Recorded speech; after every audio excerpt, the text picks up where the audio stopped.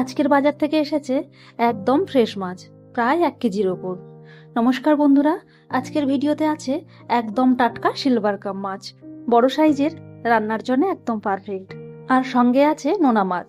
আমরা তো রুলি মাছ বলেই ডাকি, আলাদা আলাদা হতে পারে নাম, কিন্তু স্বাদ একদম অসাধারণ। আর এই দুটো মাছ দিয়েই বানানো হবে 2 রকমের মজার রান্না। গরমের দিনে খাওয়ার জন্য একদম জমে যাবে। এদিকে মা পুজো নিয়ে ব্যস্ত, আর আমি ততক্ষণে ভাতটা বসিয়ে দিয়েছি। আমাদের কিন্তু রান্না হয় মাটির উনুনে।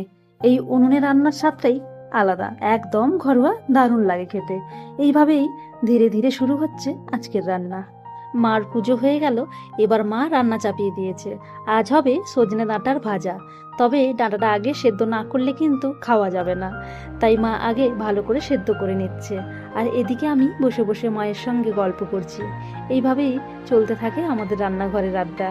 এরপর মা শুরু করে দিল মাছ ভাজা। আজ মাছ একটু বেশি, তাই ভাজতে একটু সময় তো লাগবেই।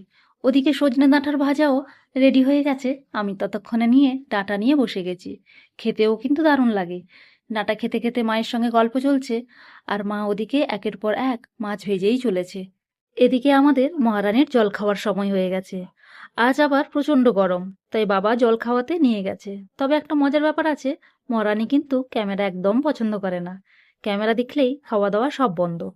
আসলে আমাদের ঘরে কেউই ক্যামেরা খুব একটা পছন্দ করে না, শুধু আমি বাদ দিয়ে।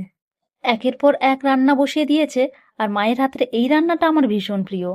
আজ হচ্ছে নোনা মাছ দিয়ে সর্ষে বাটা, আলু, টমেটো আর কাঁচা লঙ্কা দিয়ে একদম জমজমাট করে বানাচ্ছে। মায়ের হাতে এই রান্নার স্বাদটা সত্যি আলাদা খেতে। এখন আর তেমন কিছু বাকি নেই, সব শেষে মাছের টকটা বসালেই আজকে রান্না সম্পূর্ণ। তোমাদের টক কেমন লাগে বলো তো? আজকে আমাদের ঢেঁড়স, আলু, আম দিয়ে মাছের টক হচ্ছে।